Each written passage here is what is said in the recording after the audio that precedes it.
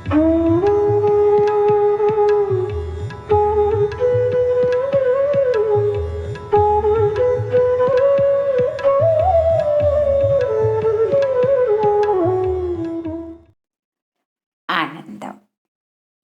पूज्य गांधी बापू के जन्मदिन 2 अक्टूबर 2020 पर बापू को स्मरण करते हुए उन्होंने यरवड़ा जेल में दिए हुए प्रेरक प्रवचन की पुस्तिका मंगल प्रभात का पठन आपके समक्ष प्रस्तुत कर रही हूँ। प्रकरण 10 सर्वधर्म समभाव। 1 तारीख 23/9/1930 मंगल प्रभात। हमारे व्रतों में जो व्रत सहिष्णुता यानी बर्दाश्त के नाम से पहचाना जाता था, उसे यह नया नाम दिया गया है। सहिष्णुता शब्द अंग्रेजी शब्द टॉलरेशन का अनुवाद है। यह मुझे पसंद नहीं था, लेकिन दूसरा नाम सूझता नहीं था। काका साहब को भी वह पसंद नहीं था। उन्होंने सर्वधर्म समादर शब्द सुझाया। मुझे वह भी पसंद नहीं आया। दूसरे धर्मों को बर्दाश्त करने में उन धर्मों की कमी मान ली जाती है। आदर में मेहरबानी का भाव आता है। अहिंसा हमें दूसरे धर्मों के लिए समभाव बराबरी का भाव सिखाती है। आदर और सहिष्णुता अहिंसा की नज़र से काफ़ी नहीं है। दूसरे धर्मों के लिए समभाव रखने के मूल में अपने धर्म की अपूर्णता का स्वीकार आ ही जाता है और सत्य की आराधना अहिंसा की कसौटी यही सिखाती है। संपूर्ण सत्य को अगर हमने देखा होता तो फिर सत्य का आग्रह किस लिए रहता? तब तो हम परमेश्वर हो जाते, क्योंकि सत्य ही परमेश्वर है, ऐसी हमारी भावना है। हम पूरे सत्य को पहचानते नहीं हैं, इसलिए उसका आग्रह रखते हैं। इसीलिए पुरुषार्थ के लिए जगह है। इसमें हमारी अपूर्णता का स्वीकार आ जाता है। अगर हम अपूर्ण हैं तो हमारी कल्पना का धर्म भी अपूर्ण है। स्वतंत्र धर्म संपूर्ण है, उसे हमने देखा नहीं है, जैसे ईश्वर को हमने देखा नहीं है। हमारा माना हुआ धर्म अपूर्ण है और उसमें हमेशा हेर फेर हुआ करते हैं, होते रहेंगे। ऐसा हो तभी हम ऊपर और ज्यादा ऊपर उठ सकते हैं, सत्य की ओर, ईश्वर की ओर रोज रोज आगे बढ़ सकते हैं।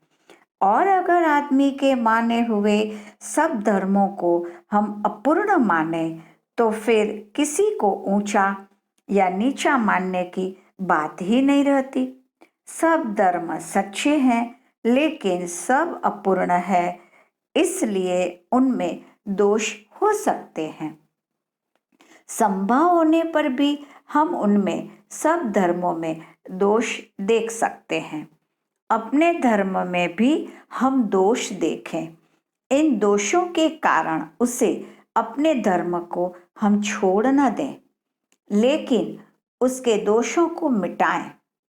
अगर इस तरह हम समभाव रखें तो दूसरे धर्मों में से जो कुछ लेने लायक हो उसे अपने धर्म में जगह देने में हमें हिचकिचाहट नहीं होगी।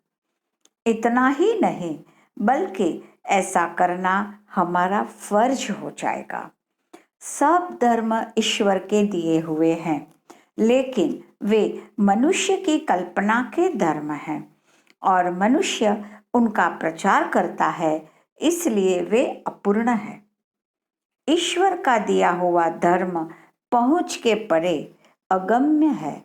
मनुष्य उसे अपनी भाषा में रखता है, उसका अर्थ भी मनुष्य करता है। किसका अर्थ सच्चा है?